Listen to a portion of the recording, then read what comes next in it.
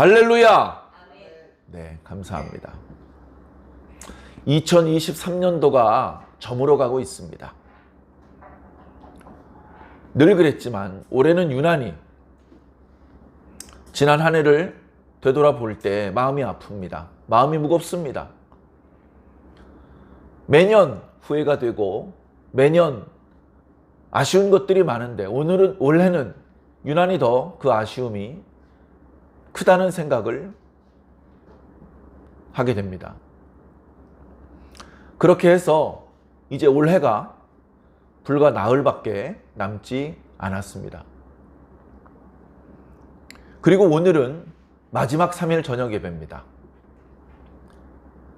그동안 룻기 말씀, 그 전에는 이제 사사기 말씀, 그 전에는 여호수아 말씀을 우리가 묵상해 왔습니다. 그래 오늘 룻기 말씀 마지막 절, 마지막 구절까지 읽고 묵상할 수 있도록 인도해 주신 하나님께 감사를 드립니다. 정말 감사합니다. 그리고 새해부터는 바로 그 뒤에 이어지는 사무엘상 말씀 묵상을 시작하려고 합니다. 사무엘상 말씀은 사실 지난 1월, 그러니까 올해 1월이죠. 올해 1월 사무엘상과 하 말씀을 연속해서 묵상을 했었습니다. 묵상한 지 그리 오래되지 않았죠. 그래서 불과 얼마 전에 묵상한 말씀 같은데 그런 느낌도 없지 않습니다만 이제 매일 새벽 예배와 주일 예배를 통해서 묵상하는 것과 또 3일 저녁 예배 때 묵상하는 것은 또 다른 느낌이 있습니다. 하나님께서 전에 느끼지 못했던 은혜를 우리에게 느끼게 하시고 전에 깨닫지 못했던 그런 귀한 부분들을 또 발견하고 깨닫게 해주실 것이라고 믿습니다. 항상 한 말씀이 묵상이 마무리가 되면 아쉽고 또 새로운 말씀 묵상을 시작할 때가 되면 설레임과 기대감이 높았습니다. 그리고 우리가 기대했던 것 이상으로 하나님께서는 많은 것을 주셨습니다. 요즘 잠언 말씀 마지막 부분을 묵상하고 있습니다. 이제 29장이 끝났고 30장과 31장만 남아 있습니다. 그냥 다 비슷비슷한 잠언의 말씀이 계속해서 반복되는 것 같으면서도 그날 주시는 핵심 포인트가 다 다릅니다. 우리들에게 주시는 교훈이 천갈래 만갈래 말씀이죠. 그것은 제가 재주가 좋아서 그런 주제를 뽑아낸 것이 아니고 원래 말씀 속에 그 주제들이 있었는데 그것을 제가 볼 수 있도록 하나님께서 허락해 주셨던 것이죠. 제 눈을 띄워주시고 제가 그것을 깨닫게 해주신 것이죠.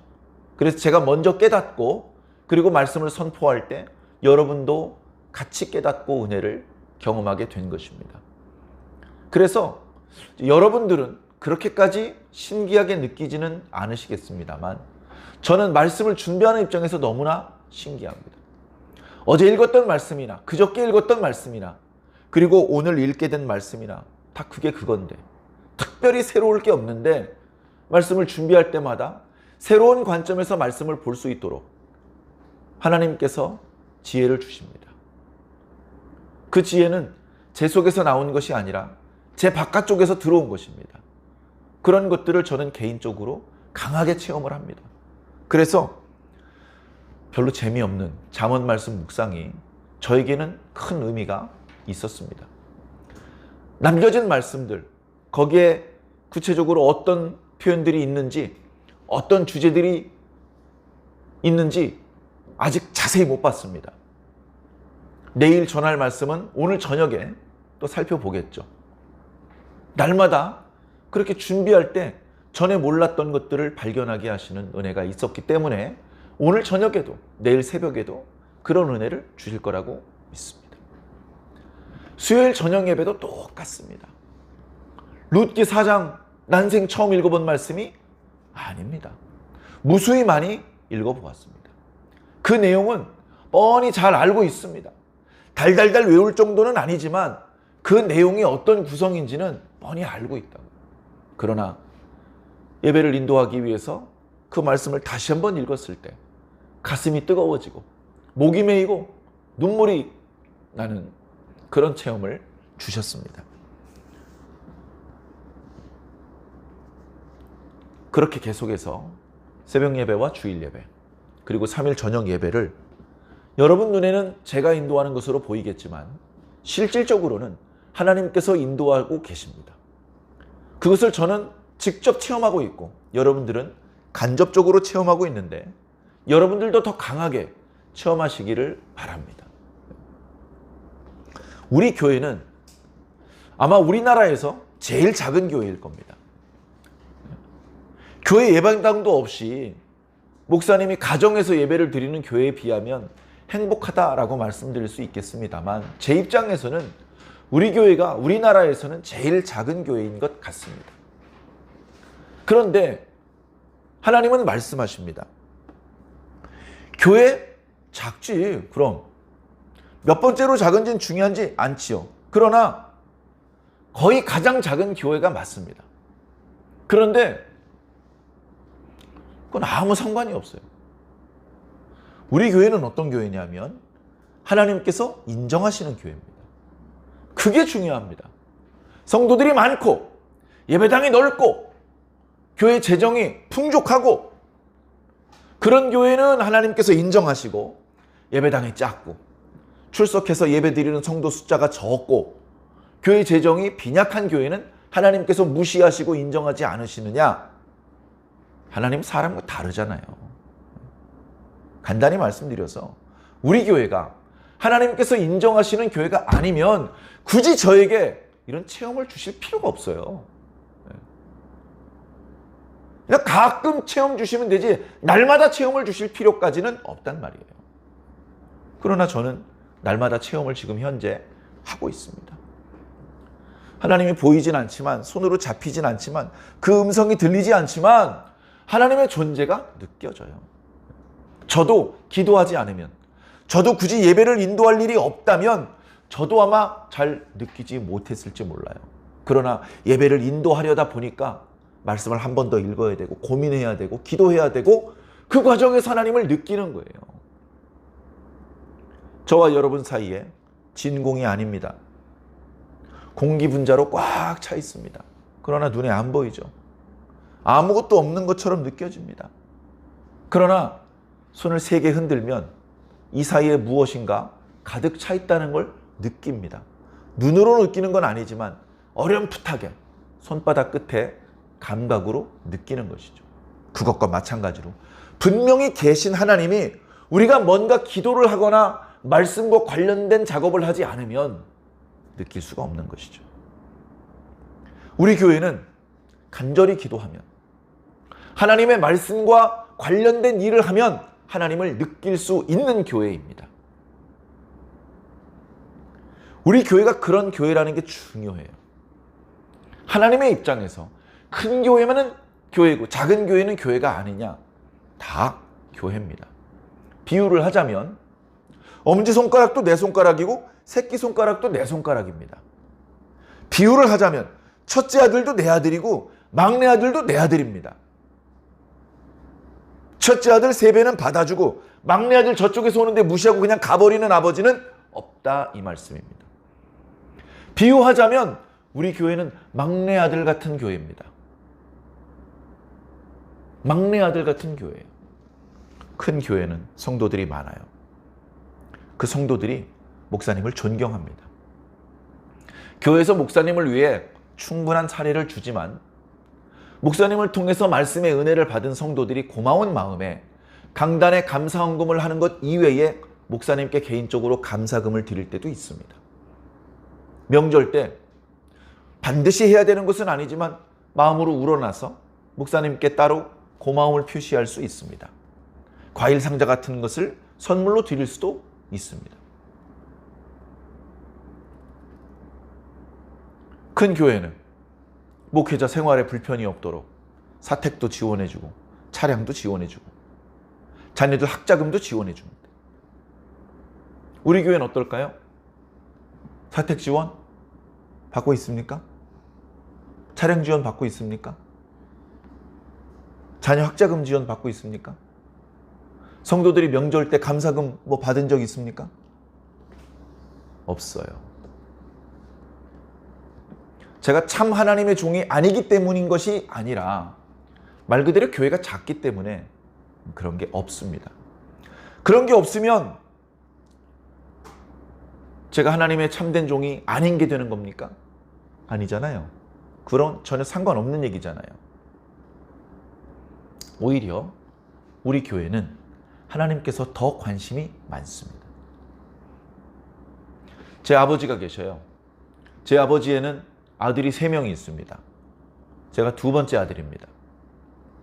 정말 다행이고 정말 감사하게도 저희 아버지의 첫째 아들과 막내 아들은 경제적으로 충분히 자립을 했습니다. 저희 아버지 입장에서 전혀 걱정할 필요가 없어요. 전혀. 충분히 자기 자식들 먹여 살리고 학교 보내고 충분히 지원해 줄 수 있는 그런 경제적인 자립을 이루었습니다. 저희 아버지 입장에서 둘째 아들인 저는 아픈 손가락이에요. 아픈 손가락입니다. 예쁜 손가락 잘 안 보여요. 아픈 손가락이 자꾸 보이고 눈 감아도 그쪽에 욱신욱신거리고 자꾸 신경이 쓰이는 겁니다. 우리 교회는 하나님께 아픈 손가락이에요. 하나님께서 더 많이 주목해서 보고 계시고 더 많은 신경을 쓰고 계십니다. 일일이 보고해드리지 않아서 그렇지 저희 교회에서 한 달에 성도님들이 이렇게 하나님께 바치는 그 헌금 얼마 안 됩니다. 주변의 목사님들이 걱정스레 물어보시면 저는 그렇게 대답을 해요. 개척한 지 8년이 넘었는데 한 번도 월세를 펑크낸 일이 없습니다. 이거 기적 아닙니까, 목사님? 야, 인마 겨우 월세 내가지고 어떻게 너 생활비를 가져가야지, 생활비. 저는 생활비 포기한 지 오래됐습니다. 교회 월세 밀리지 않고 교회 공과금 밀리지 않으면 날마다 할렐루야입니다. 그것만 채울 수 있어도 너무나 기쁘고 감사한 일이죠. 그러다 보니 하나님께서 우리 교회에 등록된 몇 안 되는 성도들을 통해서만 아니고 다른 여러 가지 방법으로 저와 제 가정과 우리 교회를 돕게 하십니다. 정기적으로 도와주시는 분도 있습니다.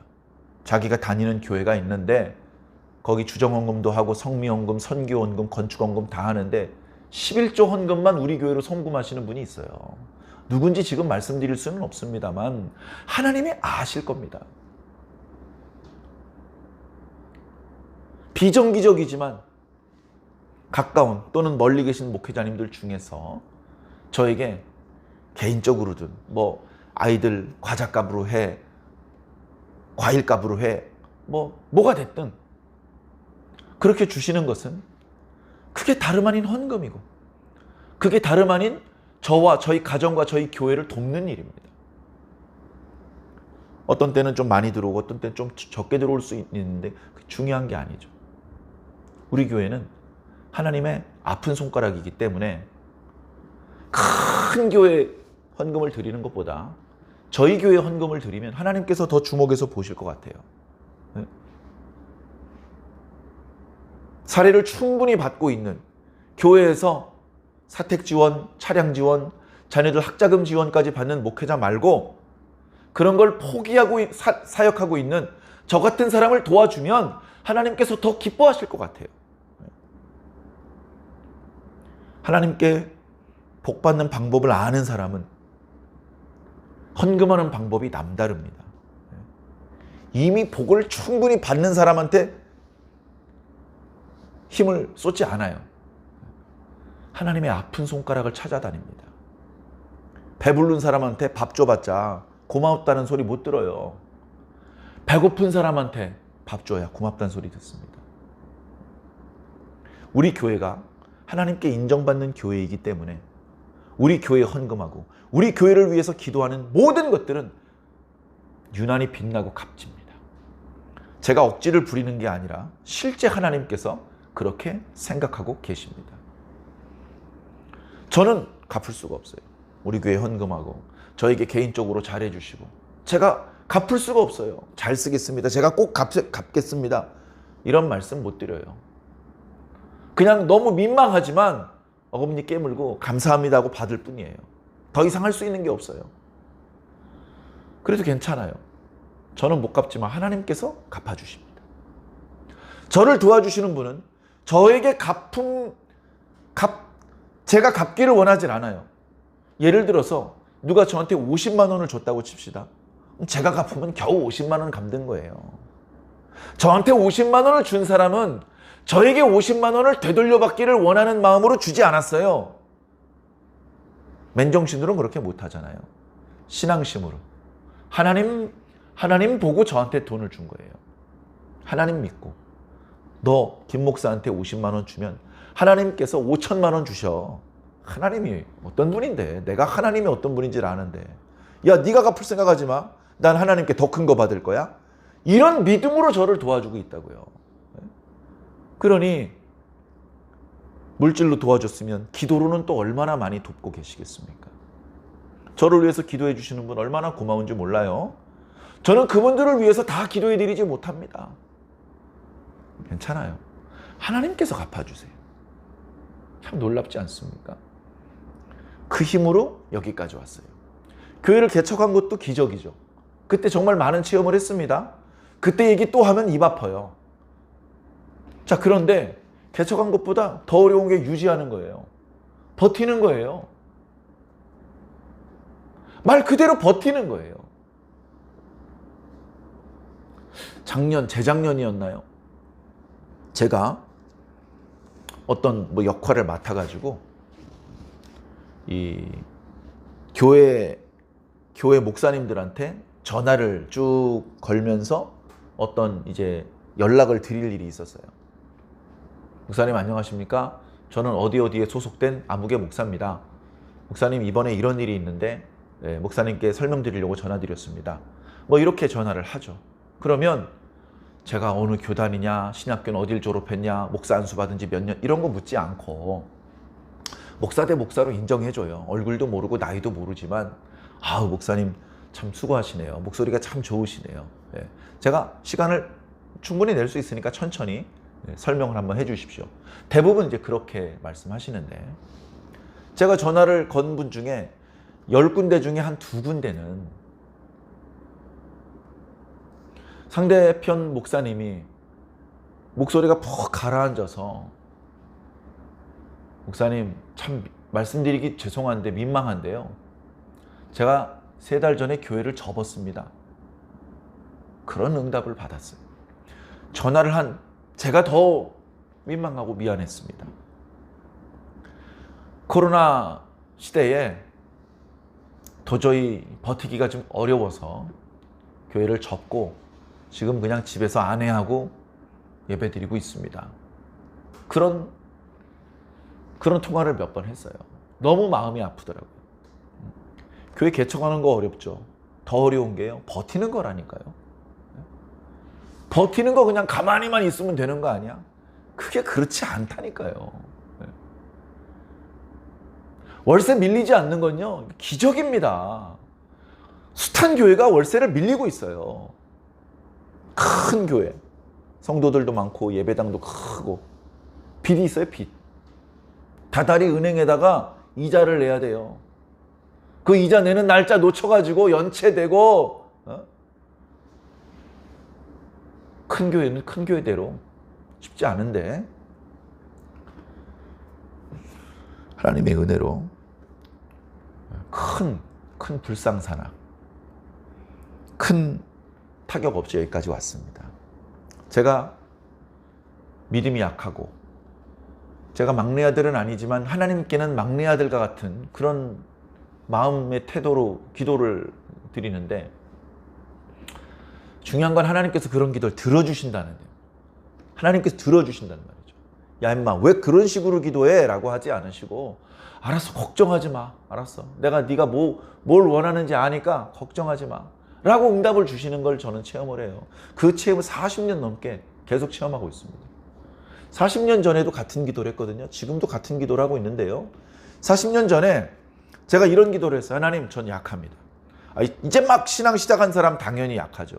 찬송도 모르고요, 말씀도 모르고 기도도 잘 못하는데, 그래서 말씀인데 부탁이 있습니다. 하나님, 저에게 너무 큰 시련은 오지 않게 해주세요. 큰 시련이 올 수도 있다고 들었습니다. 그런데 저한테도 시련이 오긴 올 텐데 너무 큰 시련은 안 오도록 하나님께서 좀 배려를 해 주십시오. 그렇게 기도를 했거든요. 40년째 어김없이 이루어지고 계세요. 할렐루야. 할렐루야. 어려움이 전혀 없는 건 아니었습니다. 그러나 정말 감당 못할 어려움이었느냐? 그렇게까지 어려운 건 안 온 것 같아, 아직. 그렇게까지.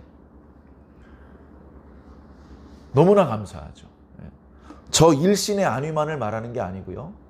제 아내와 가족들도, 제 주변 분들도 대체로 건강하고, 큰 부자는 못 됐지만 갑자기 파산을 당하고 막 길바닥에 내앉고 그런 분들도 주변에 없었고, 그래도 하나님께서 저와 제 주변에 골고루 넉넉하게 은혜를 베풀어 주신 것 같아요. 사랑하는 성도 여러분, 여러분들에게도 여러분들이 느끼든 느끼지 못하든 하나님의 은혜가 지금 임하고 있습니다. 그게 잘 안 느껴지면 아무래도 뜨겁게 감사하지 못하겠죠. 누게 느끼는 만큼밖에는 감사를 못하겠죠. 그 하나님의 은혜를 느끼는 그 감각이 더 민감하고 더 그것을 잘 감각하게 되시기를 바랍니다. 그걸 다르게 표현해서 더 영적인 사람이 된다는 의미인데, 우리는 날마다 해마다 좀 더 영적인 사람이 되어야 됩니다. 육적인 것을 전보다 더 잘 감각하는 사람, 육감이 발달하는 사람, 이런 사람들은 뭐 하겠습니까? 거기에 젖어서 사는 거예요. 도박, 쪼는 맛이 있어. 낚시, 손맛이 있어. 술, 종류별로 3개, 이렇게 맛있는 술들이 많아. 그뿐입니까? 여자에 빠지거나 마약에 빠지거나 여러 가지 중독에 빠졌다고 생각을 해보세요. 비참한 말로를 피할 수가 없는 것입니다. 그렇게 육감이 발달되는 것은요, 결코 우리를 행복하게, 건강하게, 우리에게 주어져 있는 생명을 끝까지 살게 만들지 못합니다. 그런데 영감이 발달해. 영적인 것을 감각할 수 있는 능력이 점점 발달해. 이제 어설프니 천사가 보이는 것 같고, 어설프게 천사의 음성이 들리는 것 같고, 상대적으로 육감은 좀 둔해졌어요. 옛날에 고스톱도 잘 쳤는데 이제 패가 안 붙어. 안 붙어도 돼. 영적인 감각이 살아나. 전에 장님이었는데 이제 조금씩 보이는 것 같아. 전엔 안개가 자욱했는데 이제 안개가 많이 거친 것 같아. 그게 복이고 그게 행복한 겁니다. 그래, 하나님께서 우리들에게 베풀어 주시는 은혜 1초도 끊어지지 않고 계속해서 베풀어 주고 계신데, 그걸 우리가 더 잘 느낄 수만 있다면 우린 날마다 노래하면서 살 거예요. 감사해서. 감사의 눈물이 항상 눈시울을 적시면서 그런 뜨거운 마음으로 살 수 있을 것입니다. 자, 오늘 이제 룻기 4장 말씀인데요. 이 말씀을 묵상하면서 주님의 놀라우신 사랑과 은혜를 다시 한번 느껴보시기를 부탁을 드립니다. 자, 오늘 말씀은 별게 없어요. 자, 우리 지난주에 3장 말씀을 묵상했었잖아요. 그때 보아스가 이제 추수 막바지예요. 추수가 거의 다 끝났어. 보리 추수가. 그래서 그동안 수고했던 사람들과 술을 마시는 거예요. 고기도 먹고. 그리고 이제 배불리 먹고 술도 얼큰하게 취해가지고 날씨는 그렇게 춥지 않으니까 그냥 길바닥에다가 이제 작업하던 그 주변에 이렇게 요를 깔고 여기저기서 잠들지 않았겠습니까? 근데 그 장면을 이제 룻이 잘 눈여겨보고 있다가 숨어 있다가 모두 다 잠들었을 때 아무의 눈에도 띄지 않고 보아스가 잠자는 곳으로 가서 보아스의 이 다리 쪽 이불을 들치고 거기 들어가 누웠어요. 새벽에 쌀쌀해가지고 이불을 다시 잡아당겨서 이렇게 자세를 고쳐 잡으면서 자려고 하는데 물컹 뭐야 깜짝 놀라서 보니까 누가 있어요. 너 누구냐? 보아스는 아니 룻은 거기서 깊이 잠들지 않고 설잠 잤을 거예요. 설잠. 그러다가 보아스가 뒤척일 때마다 잠에서 깼을 것이고 보아스가 깜짝 놀라서 네가 누구냐? 이렇게 물어봤을 때 밤에 어두웠기 때문에 어쩌면 남잔지 여잔지도 잘 몰랐을지 몰라요. 누구냐? 저는 당신의 하녀 룻입니다. 당신의 날개로 나를 덮어주세요. 이렇게 이제 말을 하죠. 그게 이제 유대식의 청혼이라고 말씀을 드렸습니다. 그래서 룻에 대한 소식을 늘 듣고 있었고 그가 비록 이방 여자지만 얼마나 극진하게 시어머니 나오미를 섬기고 있었으며 그리고 이사 온 지 얼마 되지도 않아서 이렇게 날마다 밭에 나와가지고 이삭을 줍는 게 이게 보통 어려운 일이 아닙니다. 여자들 손톱 이거 얼마나 장식을 할 때 신경 쓰는 겁니까? 근데 날마다 땅바닥에서 그 한 알 한 알 주스려면요 손바닥 다 너덜너덜해지고요, 손톱 다 부러지고요, 네? 아름다웠던 손톱 다 망가지고 피부 다 그을리고요. 그거 아무 여인도 하고 싶지 않아요. 가난하니까 어쩔 수 없이 와서 하는데 다른 여인들보다 룻은 2배 이상 부지런하게 했어요. 왜? 자기만 먹을 게 아니라 어머니 것도 챙겨야 되잖아. 그리고 이 보리 추수가 조금 있으면 끝나는데 그나마 지금 주술 수 있는 것도 며칠 지나면 이제 주술 수 있는 기회도 없어. 지금 주워놔야 며칠 식량이라도 좀. 그런 생각에 정말 열심히 거의 쉬지 않고 이삭을 주었어요. 그걸 모를 수가 없어. 다 알아 다. 보아스도 알고 보아스 밭에서 일하는 남자아이, 여자아이, 보아스랑 상관없는 동네 사람들 다 합니다. 다 알아요. 네? 지나가면 아이고 또 룻이구만. 다 집에 쉬러 갔는데 룻 혼자 일하네 오늘도. 다 합니다. 다.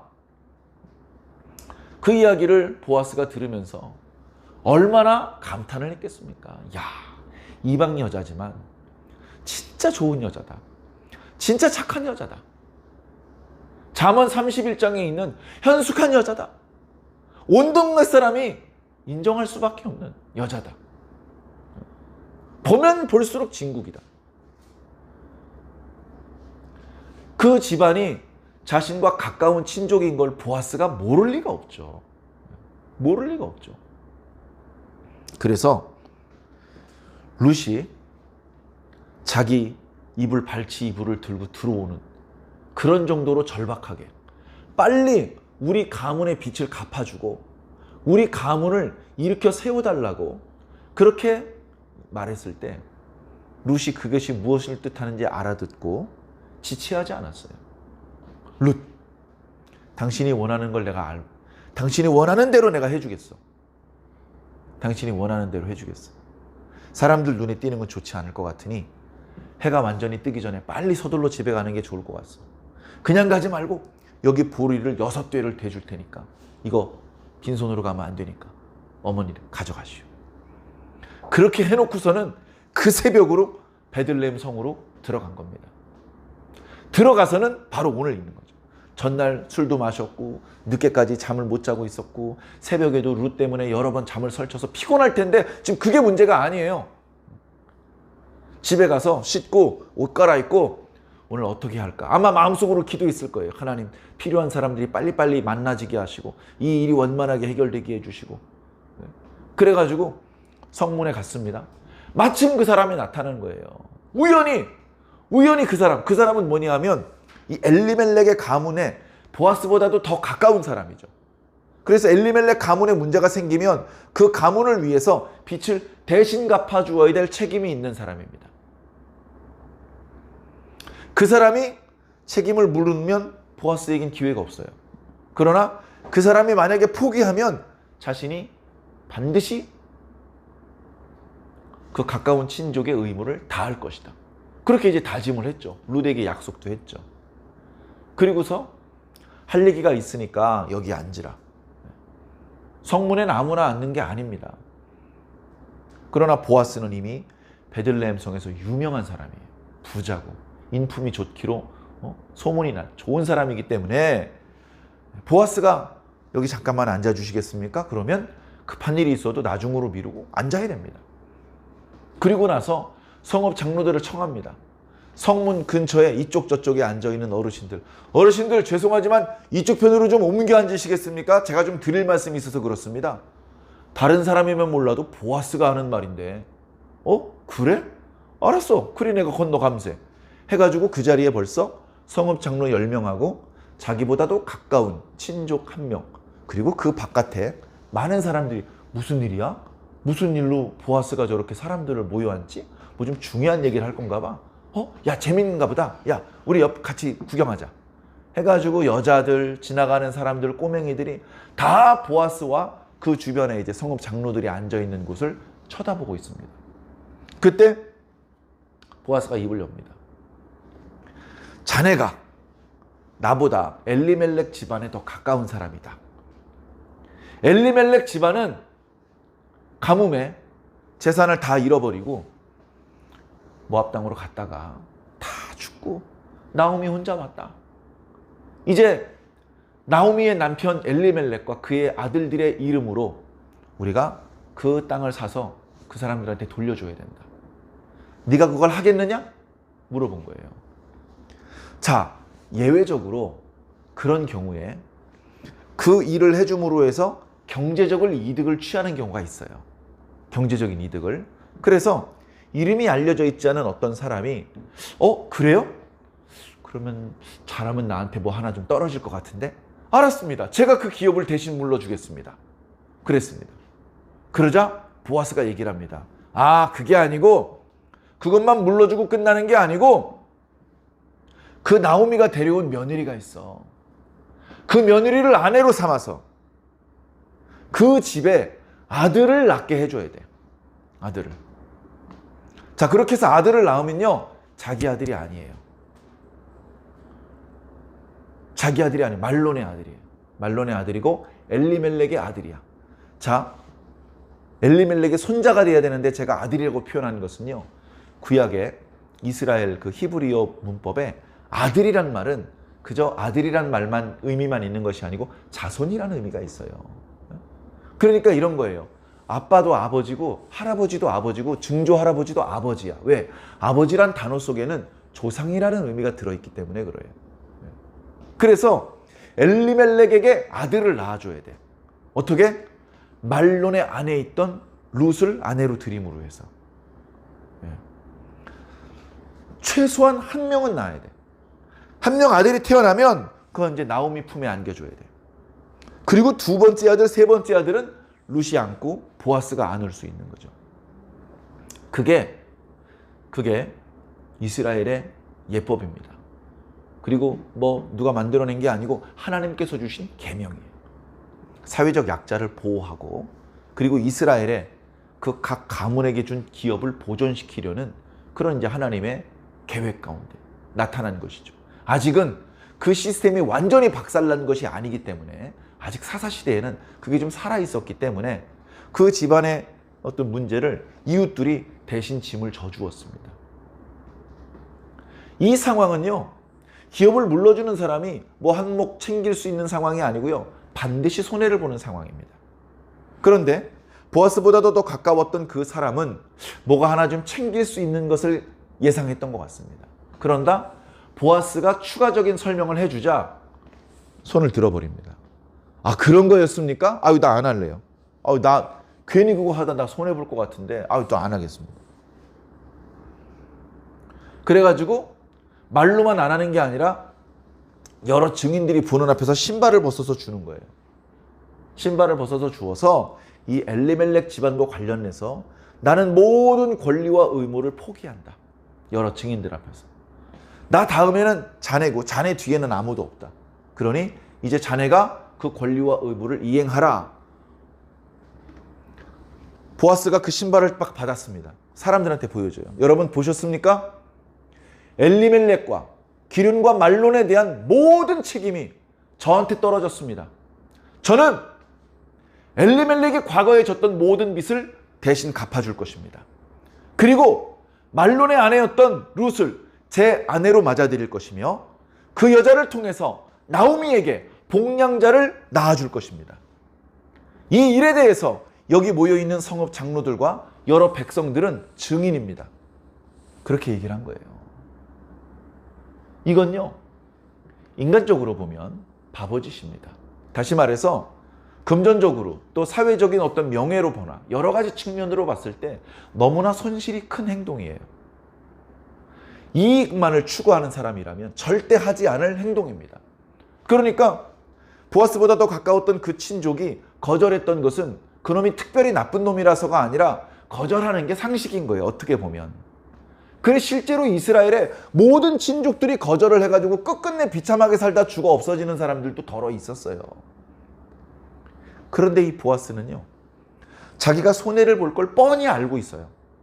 그럼에도 불구하고 그 손해를 감수하고 엘리멜렉과 그 집안을 다시 회생시키기로 결정을 내렸어요. 왜 그랬을까요? 나오미랑 어렸을 때 소꿉 친구라서? 룻이 너무 이뻐서? 왜 그랬을까요? 이것은 천박한 인간적인 관점으로는 이해가 안 되고 설명이 불가능한 일입니다. 보아스가 지금 이런 행동을 한 것은 예수님과 똑같은 행동입니다. 예수님 입장에서 인간의 모습을 입은 것 자체가 너무나 큰 손해입니다. 뿐만 아니라 인간으로 이 땅에 내려와서 그것도 가난한 집에 와가지고 불과 30년 남짓밖에 못 살고 잘못한 거 하나 없는데 어마어마하게 얻어맞고 죽임까지 당해야 되는데 예수님 입장에서는 너무나 큰 손해 아닙니까? 손해를 볼 걸 뻔히 알면서 이 땅에 내려오셨어요. 그것은 사랑이라고 밖엔 설명할 수가 없어요. 사랑입니다. 사랑. 보아스의 마음에 바로 그 사랑이 있었어요. 룻이 하도 이뻐가지고 에로스의 사랑일 것이다. 그 천박한 인간은 그렇게 생각할 수밖에 없어요. 그러나 하나님께서 그 보아스의 마음속에 하나님께만 있는 아가페의 사랑을 주신 것입니다. 그래서 보아스는 룻을 만날 때마다 룻에 대해서 언급할 때마다 아 섹시해 이렇게 말한 게 아니고 그는 현숙한 여인이야. 그의 처음 이내보다 나중 이내가 더 커. 야 이스라엘에 그런 여자가 없어. 야 그렇게 착한 사람 본 적 있어? 이렇게 말했던 겁니다. 하나님께서 룻을 보시는 관점이 보아스가 룻을 보는 관점과 정확히 일치해서 룻의 말을 들어보면 하나님의 말씀을 듣는 것 같은 거예요. 그 마음이 있기 때문에 성읍 장로들을 청해서 성문 앞에 앉게 하고 자기가 손해를 명백히 볼 것을 알면서도 그 집안의 짐을 부채를 자기가 다 감당하기로 한 것입니다. 자 여기서 그 다음에 이어지는 장면이 참 감동적이에요. 성읍 장로들이 그동안 한마디도 안 하고 보아스와 그 가까운 친족 사이의 대화만 들었습니다. 그리고 이야기가 거의 끝나가요. 저쪽 사람이 포기한 거예요. 신발 벗었어요. 보아스가 그 신발을 보여주면서 나는 이제 이렇게 할 겁니다. 여러분들 증인이 되어 주시겠습니까? 이렇게 물어봤어요. 이제 카메라와 마이크가 거기 앉아있는 성읍 장로들과 주변에 서 있는 백성들에게 넘어갔어요. 그들이 한 목소리로 대답합니다. 좋소! 우리 모두가 증인이 되어주겠어. 당신은 당신이 지금 말한 대로 그대로 하시오. 보아스, 자네의 가문에 지금 한 여자가 들어가. 룻이라는 여자가 들어가. 그 여자가 야곱에게 12아들을 낳아준 라헬과 레아같이 되기를 원한.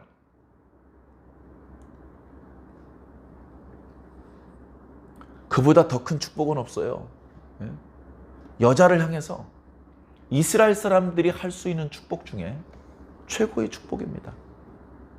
뭐 더 큰 축복이 있다면 너희 집에 이번에 들어가는 여자가 이삭의 품에 안겼던 리브가와 같기를 원하네. 또는 아브라함의 품에 안겼던 사라와 같기를 원하네. 이런 축복이 있을 수 있겠지만 성경에 그런 축복은 없더라고요. 그러면 그 다음으로 가장 큰 축복은 뭡니까? 야곱에게 12아들을 낳아준 라헬과 레아와 같기를 원하네. 레아가 누굽니까? 유다 지파의 어머니잖아요. 유다를 낳아준 여자 레아 아닙니까?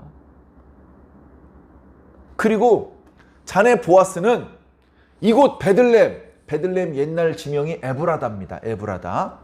여기 오늘 본문엔 에브랏이라고 표현하고 있는데 같은 말이죠. 이 지역에서 유명해지길, 이미 유명해요. 이미 유명해. 근데 더 유명해지기를 원하네. 유명해진다는 얘기는요, 무슨 연예인이 된다, 정치인이 된다는 뜻이 아니고 더 많은 재산을 소유하고 더 하나님께 큰 축복을 받게 되기를 원한다는 뜻입니다.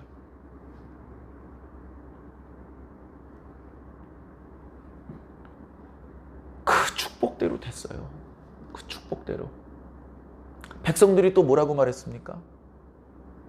자네 집에 들어가는 그 여자가, 그 여자 때문에 자네의 가문이 크게 번창하기를 원하는데 얼마나 번창하냐면 유다의 가문이, 그 베들레헴 사람들 다 유다 지파 사람들이거든요. 보아스도 유다 지파 사람이고, 거슬러 올라가면 유다가 나와요. 유다 한 사람으로부터 그 큰 지파가 나온 거예요. 유다 때 가문이 멸문쥐화 될 뻔했어요. 창세기 말씀을 보면 유다 때 가문이 완전히 멸문쥐화가 될, 유다가 아들을 3명을 낳았어요. 유다가 아들을 3명을 낳았는데 첫째 아들이 결혼했는데 죽었어요. 그래서 야, 둘째 아들 형수님이랑 같이 잠자리를 같이 해서 형님을 위해서 아들을 낳도록 해라. 둘째 아들이 하기 싫어했어요. 그걸 하나님께서 위에서 보시고 괘씸한 놈 죽이셨어요. 아들 셋이 있었는데 둘이 죽었어요. 막내 아들 남았어. 막내 아들은 근데 아직 결혼할 나이가 아니야. 아직 어려. 그러니까 며느리, 첫째 아들과 결혼했던 그 며느리를 친정으로 돌려보냅니다. 야, 일단 친정에 가 있어라. 얘 녀석 크면, 그래서 이제 결혼할 수 있는 나이가 되면 다시 부르겠다고 했는데 결혼할 나이가 됐는데 안 불러요. 안 부르니까 이 며느리가 잔꾀를 부립니다. 몸을 파는 여자인 것처럼 꾸미고서 자기 시아버지 앞에 나타납니다. 시아버지가 친구랑 술을 먹더니 그 몸을 파는 여자한테 얼마면 되겠어? 그래가지고 시아버지랑 같이 잡니다. 그리고 임신을 했어요. 어떤 사람이 가르쳐줍니다. 자네 지난번에 그 친정으로 보낸 며느리 있잖아. 그 며느리 보냈지. 왜? 무슨 일 있어? 임신했대. 이런 괘씸한, 당장 끌어내! 해가지고 사람 보내가지고 그 며느리 머리끄덩이 잡고 질질질 끌고 왔어요. 이런 괘씸한, 내가 막내 아들이 장성할 때까지 기다리라고 했는데 고세를 못 참고 음란한 짓을 벌였느냐? 이 괘씸한. 그러고 있는데 며느리가 아버님 죄송합니다. 저를 임신시킨 남자는 이 사람입니다. 하면서 도장과 지팡이와 끈을 보여줍니다. 보니까요, 도장에 유다라고 써있네. 이거 내 도장이잖아. 내 지팡이잖아. 내 끈이잖아. 황급히 사람을 물립니다. 이 아이에겐 잘못이 없다. 그래서 며느리를 아내로 맞이해요. 그 여자가 바로 다말입니다. 쌍둥이를 낳아요. 쌍둥이. 베레스가 장자가 돼서 베레스를 통해서 유다의 가문이 번창합니다. 베레스를 통해서. 그래서 너희 집에 이번에 룻이 들어가는데 이 룻이 다말이 유다의 가문을 번창했던 것처럼 보아스 자네의 가문을 번창시키기를 바라네. 이렇게 축복을 해주는 거예요. 그 축복대로 됐습니다. 자, 축복이 이 장로들과 성읍 백성들의 축복이 현실이 되는 과정에서 뭐가 필요하죠? 하나님의 작업이 필요하죠. 하나님은 니들끼리 축복 맘대로 해, 나 안 도와줄 테니까. 하나님이 안 도와주시면요, 우리가 아무리 축복 열심히 해도 소용없어요. 그런데 사람들이 마음에서 우러나서 축복을 했고, 그걸 하나님께서 다 듣고 계셨고요. 그 백성 장로들의 축복했던 내용대로 다 이루어 주셨습니다. 그래서 오늘 말씀 제목을 성읍 장로들의 축복대로라고 지어보았습니다. 그래, 룻을 아내로 맞이했습니다.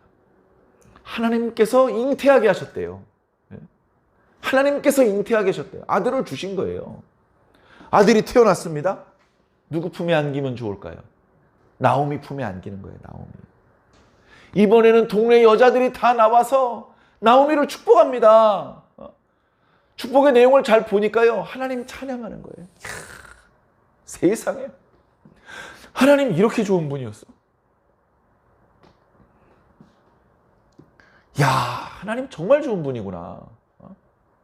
나오미가 그지가 돼가지고 모압으로 도망갈 때는 다 손가락질하고 욕했는데, 그 모압에 가가지고 남편하고 두 아들을 잃고서 그지가 돼가지고 돌아올 땐 사람들이 다 손가락질했었는데, 그 나오미의 기도를 하나님께서 들으셔서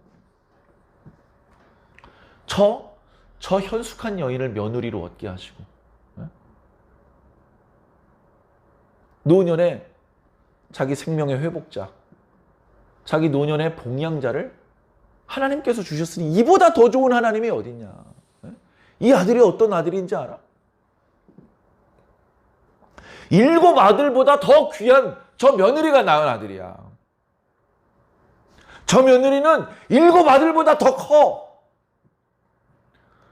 동네 여인들이 그렇게 나오미를 축하해 주었습니다. 그리고서 동네 여인들이 그 아이의 이름을 지어줬어요. 이름을 오벳이라고 지어줬습니다. 오벳이라는 이름의 뜻은요, 봉양자라는 뜻이에요. 봉양하다.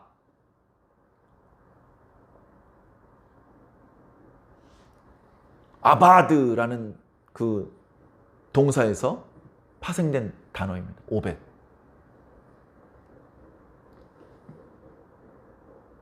그래서 이 오벳은 보아스하고 룻이 알아서 기른 것이 아니고 할머니였지만 나오미도 그 아이를 극진히 보살폈던 것 같아요.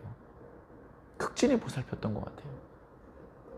보아스는 죽고 보아스하고 룻하고 30살 이상 차이가 나는데 보아스가 훨씬 먼저 죽었겠죠. 그러자 그 모든 집안의 소유를 오벳이 가지고서 자기를 어렸을 때부터 극진히 사랑하고 하나님의 이름으로 축복해 준 나오미를 극진히 잘 섬기고 자기 어머니 룻을 극진히 잘 섬기고 그리고 그 집안을 계속해서 번창시켜 나갔을 것입니다. 이 룻기 말씀은요, 핵심은 맨 끝에 세 구절에 있어요. 맨 끝에 세 구절에 있어요. 18절부터 볼까요? 베레스의 계보는 이러하니라. 유다의 아들이 베레스예요. 베레스는 헤스론을 낳고 헤스론은 람을 낳고 람은 암미나답을 낳고 암미나답은 나손을 낳고 나손은 살몬을 낳았다. 자, 이 살몬이 라합과 결혼해서 보아스를 낳았고 보아스는 룻과 결혼해서 오벳을 낳았고 오벳은 이새를 낳았고 이새는 다윗을 낳았다. 다윗이 태어났어요. 다윗은 하나님의 마음에 합한 자입니다. 이 땅에 존재했던 사람 중에 다윗만큼 하나님을 기쁘게 했던 사람이 없어요. 모세도 사무엘도 엘리야도 다윗이 하나님의 마음을 기쁘게 했어요. 아무도 모르는 하나님의 마음을 다윗은 헤아릴 수 있었어요. 아무지 보지 못했던 하나님의 뜻을 깨닫고 이스라엘 사람 중에 다윗을 욕하는 사람이 어디 있습니까? 솔로몬은 아이고 말년에 왜 우상 숭배를 해? 그러니까 왜? 흠이 있어요. 흠이 없는 왕이 어디 있습니까? 히스기야는 다 잘했나요? 여호사밧은 다 잘했나요? 다윗은 흠을 찾기가 어려워.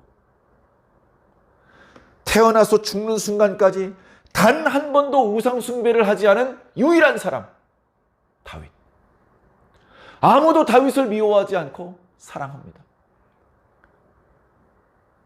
다윗이 니깐 놈이 왜 왕이 되고 난리야? 라고 말하는 사람 없습니다. 당신 같은 사람이 우리의 왕이 되어서 너무나 다행입니다. 다윗을 그렇게 이상적이고 완벽한 사람으로 보여주셨기 때문에 그 다윗을 태어나게 만든 룻을 누가 욕할 수 있습니까? 룻은 이미 다말과 같은 유다 지파의 어머니요, 레아와 라헬과 같은 이스라엘의 어머니요, 7 아들보다도 나은 사람이고 잠언에서 칭찬하고 있는 성경의 유일한 현숙한 여자입니다. 저는 이렇게 희망이 없는 이방인이었고 죄인일 뿐이었던 룻이 다윗의 증조 할머니가 되고 그 어떤 여인도 받아본 적이 없는 축복을 누리면서 이제 아무 걱정 없이 행복하게 사는 모습을 보면서 오늘 우리들이 받고 있는 은혜를 생각했습니다. 오늘 우리들이야말로 이방인 아닙니까? 룻만 이방인이 아니고 오늘 우리들이 이방인이에요. 우리들은 죄인 아닙니까? 우리들은 하나님 앞에 자격이 없습니다. 하나님의 나라는 있는지 몰라도 나랑은 상관없는 얘기야. 그런 우리가 기회를 얻어서 하나님의 백성들보다도 더 큰 축복을 받게 되는 그 이야기가 바로 룻기 말씀인 것입니다. 하나님의 놀라운 은혜가 룻에게 임했었는데 어쩌면 그보다도 더 큰 은혜가 오늘 저와 여러분들에게 지금 임하고 있습니다. 그것을 꼭 느끼시고, 여러분 조금 고마우면요 어떻게 하죠? 야 고맙다 야, 아이 고맙다 야, 이렇게 하죠. 너무 많이 고마우면요 고맙다는 말을 못해요.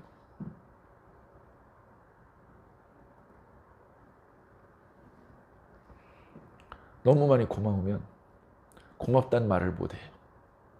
너무 많이 사랑하면 사랑한다는 말을 할 수 없고, 너무 많이 미안하면 아무 말도 할 수 없게 되는 것처럼 우리가 하나님 앞에 고맙고 미안하고 사랑하는데 그 말을 할 수가 없습니다. 그럴 정도로 하나님을 향하여 큰 감사의 마음, 큰 죄송한 마음, 큰 사랑의 마음을 품으시기를 바랍니다. 2023년도를 마무리하면서 우리가 놓치고 있었던 하나님께서 우리들에게 베풀어 주신 은혜들, 그 부분을 꼭 감사하시길 바라고, 모르긴 해도 2024년도에는 올해 우리들이 받았던 은혜보다 더 크고 좋은 것을 주실 줄로 믿습니다.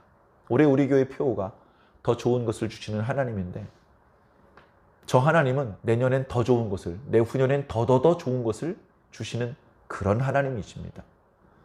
그러니 감사하지 않을 수 없겠죠. 마음껏 하나님께 감사하시는 그런 저와 여러분들이 꼭 되기를 예수님 이름으로 간절히 축원합니다.